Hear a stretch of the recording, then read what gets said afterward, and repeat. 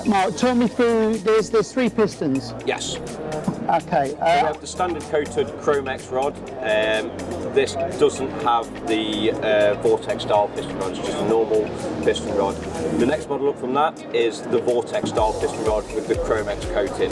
So the Vortex piston rod has billeted holes ground into it at an angle, so because it's not at a fixed point at the top, every time the piston moves up and down, it turns a few degrees and it creates even wear on the actual piston rod and the cylinder jacket itself.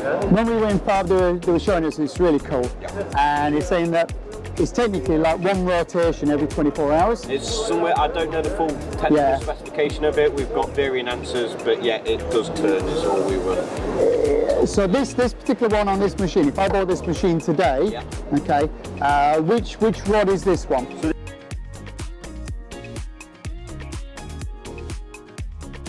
this is kind of the middle one. It is, yeah. There is a higher end model than this with a ceramic coating, but that's on the Iron Man editions, the real heavy duty machines. Why ceramic coating? Ceramics tend to last longer and more abrasive resistant than the steel counterparts. So we're going to get more use out of that piston? Yeah, very much so. I think this specialist coating they put on lasts 4 times longer than the standard version, and then that lasted, the ceramic one lasted about 8 times longer than the one that lasted 4 times. So I know it gets real. The maths get a little bit, but it lasted about 16 times longer than the very basic standard rods. Okay, so much just coming in my head as well, which we're going to do a separate video. When we're in Fab, we've got a really cool video. You've got a new packing system as well.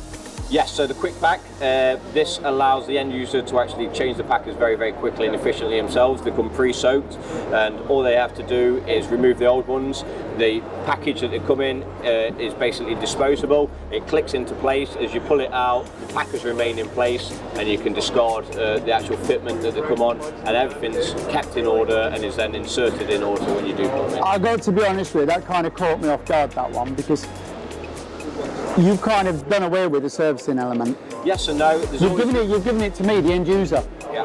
So there is always going to be an element for the service engineers. There are things that may be well beyond the normal guy, and even you know, perhaps that guy doesn't feel like, you know, doing the quick pack themselves. It just means that should they be on site and something goes wrong and they've got a quick pack handy, that they can actually change those packers themselves very, very quickly and efficiently, and carry on, continue working and minimise the downtime as much as possible. I must admit, it was quite impressive. Cool. Right, let's talk about Blue Link.